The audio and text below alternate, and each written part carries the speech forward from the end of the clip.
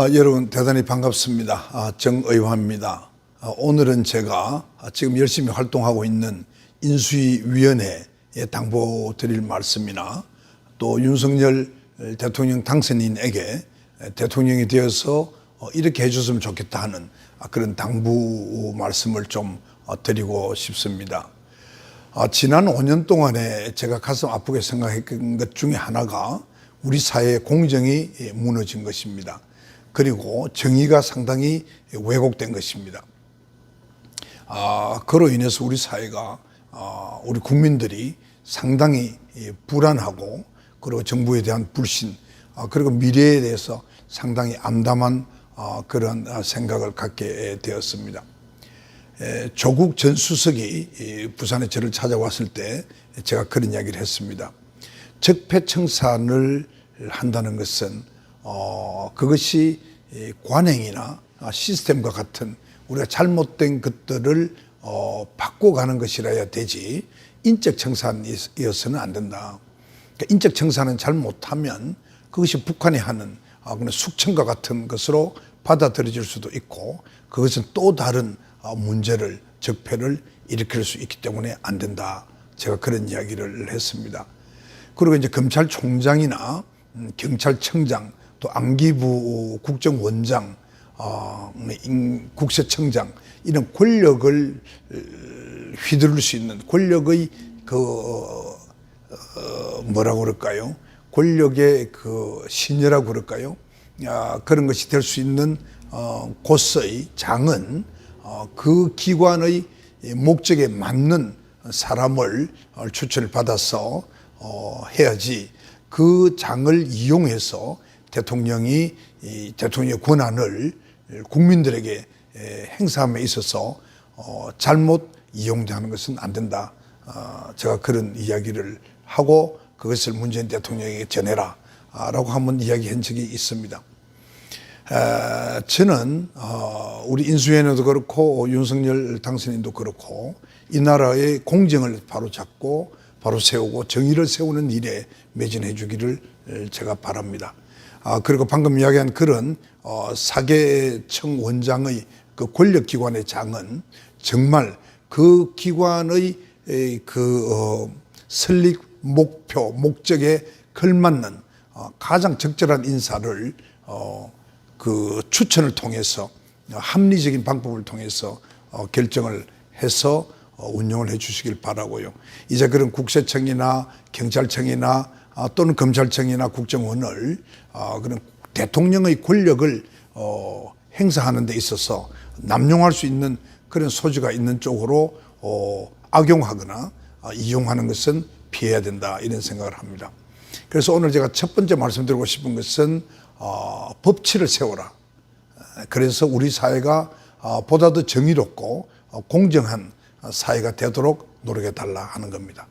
둘째는 뭐니 해도 대한민국에 있어서는 정치를 오래 한 제의 입장에서 제가 봤을 때는 경제와 외교 안보가 가장 중요합니다. 그래서 경제와 외교 안보는 후보께서 대통령 경선 때도 이야기했듯이 정말 전문가에게 맡기겠다. 그래서 그 당시 전두환 전 대통령 이야기도 나왔습니다만은 그와 같은 생각으로 경제와 외교 안보에 있어서는 우리나라의 최고 가는 엘리트 에이스들로 전문가를 발탁하고 기용을 해서 그분들에게 전적으로 힘을 실어주는 그러한 대통령이 되기를 바랍니다. 그렇게 해서 과거에 전두환 대통령이 경제에 성공했듯이 성공하기를 바라고요. 외교 안보도 지금 우크라이나 사태를 보면 알다시피 외교 안보 국방이 굉장히 지금 중요한 상황이 되었습니다. 그렇기 때문에 거기에 꼭 그런 에이스급의 전문가를 발탁해서 기용하기를 바란다는 말씀을 드립니다. 세 번째로는 국민 대통합인데요.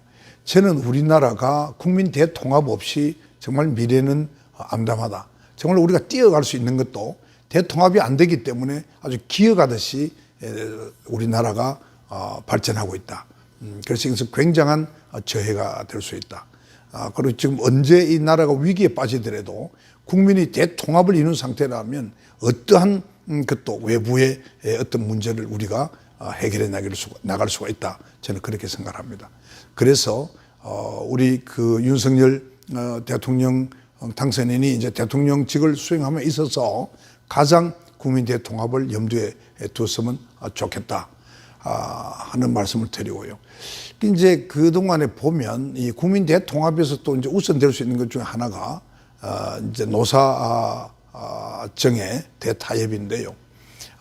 이것이 되지 않고는 경제가 제자리를 잡고 사회가 불안을 벗어나기가 그렇게 용이하지 않을 것 같습니다. 그래서 그 노총에서도 받아들일 수 있는 정책을 잘 개발해서 합리적인 인사를 노동부 장관을 시키고 노사정 위원장을 시켜서 노사정 대타협을 독일의 하르츠 개혁 같이 이루어낼 수 있도록 해 주시길 바랍니다. 그리고 지금 젠더 갈등이나 세대 갈등이나 그런 지역 갈등이나 이런 것은 뭐 이미 다 알고 계실 테니까 노력을 해 주시기를 바랍니다. 네 번째로는 지금 인수위에서도 또 윤석열 당선인도 굉장히 신경을 쓰고 있는 국토 균형 발전에 대해서 한 말씀 드리겠습니다. 국토 균형 발전은 우리나라의 그 하드웨어적 측면에 있어서 저는 알파고 오메가라고 생각을 합니다. 지금 우리나라는 서울 일극 체제로 되어 있는데요. 이것은 굉장히 어리석은 행정이다. 저는 그렇게 생각합니다. 국가 경영에 있어서 대한민국이 비록 국토는 작지만은 그러나 부산을 중심으로 한 동남권 그리고 서울 이렇게 이극 체제로 가야 된다. 체계로 가야 된다. 이것을 꼭 말씀드리고 싶습니다. 우선 그 부산을 서울특별시 수준으로 이극 체제로 가면서 서울과 딱 그 대척점에 있는 곳이 섬진강입니다. 그 섬진강을 중심으로 해서 광양, 순천, 여수가 있고요. 그리고 이쪽에는 남해, 하동, 사천이 있습니다. 이것을 묶으면 약 한 100만 도시의 새로운 도시가 하나 생길 수가 있습니다. 그게 제가 의정활동한 동안에 섬진강시를 만들자 하는 얘기를 이명박 정부 때 한 적이 있습니다만은 저는 이것을 윤석열 대통령이 되시면 꼭 추진해 보시라. 그동안에 이 남해안이 세계에서 가장 아름다운 곳인 이 남해안에 많은 투자가 되어 있습니다. 이제 그것을 하나로 엮어서 보배로 구슬로 만들 수 있는 그런 것이 되겠고 그것을 위해서는 섬진강시를 한번 구상해 보는 것도 좋을 것이다. 그래서 섬진강시를 중심으로 해서 태평양으로 보면 왼쪽으로는 부산을 중심으로 한 그 부울경 그리고 오른쪽으로는 그 목포, 신안, 무안을 이제 날개로 해서 대양으로 날아가면 우리 대한민국의 미래가 열린다. 저는 그렇게 생각합니다. 그렇게 되면 서울과 세종시 그리고 남해안에 이제 많은 교류가 생기면서 그 중간에 있는 각 지역도 균형 발전이 가능하다. 제가 그렇게 생각을 합니다. 제가 다섯 번째로는 의료 정책에 대해서 말씀을 드리고 싶은데요. 1977년에 우리나라에 처음으로 직장보험이 만들어지고 그것이 김영삼 대통령을 거치면서 이제 의료보험이 상당히 자리를 잡게 되었습니다. 그리고 약 20여 년 전에 김대중 대통령 때 현재의 건강보험 체제가 만들어졌습니다. 그리고 지금까지 이렇게 보면 그동안에 그 비현실적인 의료 수가 체계나 또 그 행위별 수가 체제라는 그러한 의료 정책이 전혀 변화가 없이 이렇게 흘러오고 있습니다. 그러다가 보니까 엄청나게 많은 의료의 왜곡 현상이나 문제가 생기고 있습니다. 지금 이대로 계속하면 앞으로는 신경외과나 흉곽외과나 일반외과나 이런 힘들고 야간에 인명을 구하기 위해서 노고를 하지 않으면 안 되는 그러한 쪽의 과에는 지망자가 점차 없어지고 있고, 또 이 의료가 상당히 지금 상업적으로 흘러가고 있기 때문에 이 수가도 좀 현실적으로 다시 재조정을 하고, 정책도 이제는 그런 행위별 수가에서 여러 가지 지적 재산권을 인정을 해주는 쪽의 어떤 변화, 그리고 병원 중심의 의료 시스템, 그리고 지금 완전히 망가진 이 의료 전달 체계를 다시 재정립하는 이런 것과 같이 의료 정책 전반에 대한 재개편이 필요하다고 생각을 합니다. 이것은 안철수 인수위원장이 의사 출신이기 때문에 잘 알고 있으리라고 생각을 합니다.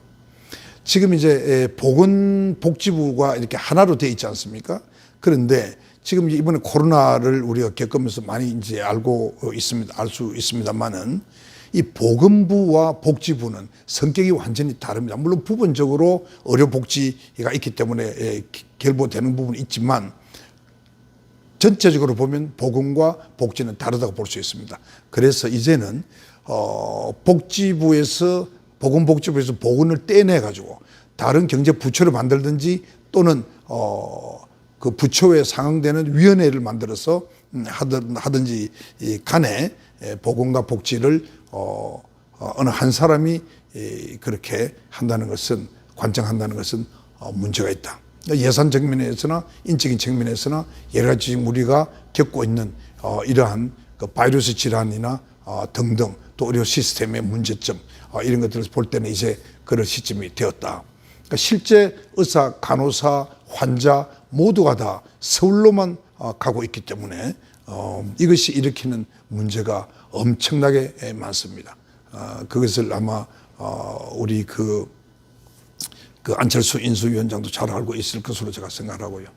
그 다음에 하나는 지금 우리 대통령께서는 대통령 당선자께서는 평생을 검찰만 하시기 때문에 최소한 앞으로 한 2, 3년 동안이라도 대통령 직속으로 원로 회의체를 한 10명이나 15명 내외의 원로를 각 분야별로 원로를 존경받는, 국민들로부터 인정받고 존경받는 분들로 해서 원로 회의체를 하나 만들어서 2, 3개월에 한 번씩이라도 비정기적이더라도 그렇게 해서 직접 대통령이 그 원로 고문들과 같이 대담을 나누는 그런 소통의 시간을 가지면 굉장히 좋을 것이다, 이런 생각을 합니다.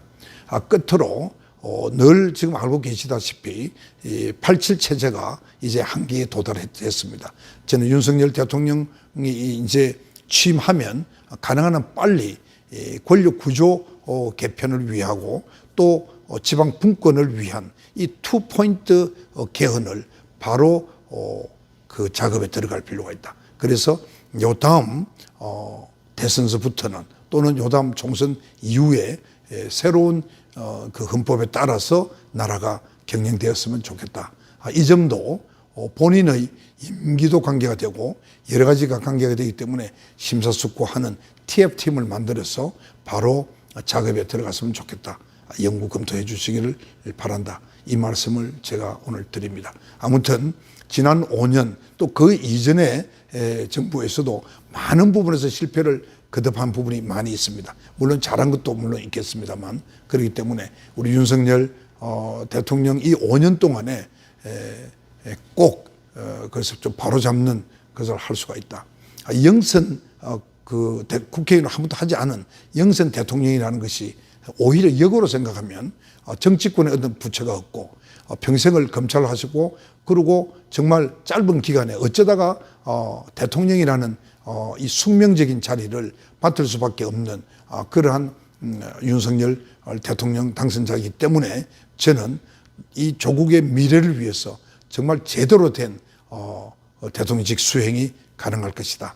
그래서 포스트 윤석열에는 대한민국이 정말 선진 대한민국으로 업그레이드 되는 그런 계기가 되기를 간절히 소원하고 우리 국민 모두의 뜻을 모아서 기도드리는 바입니다.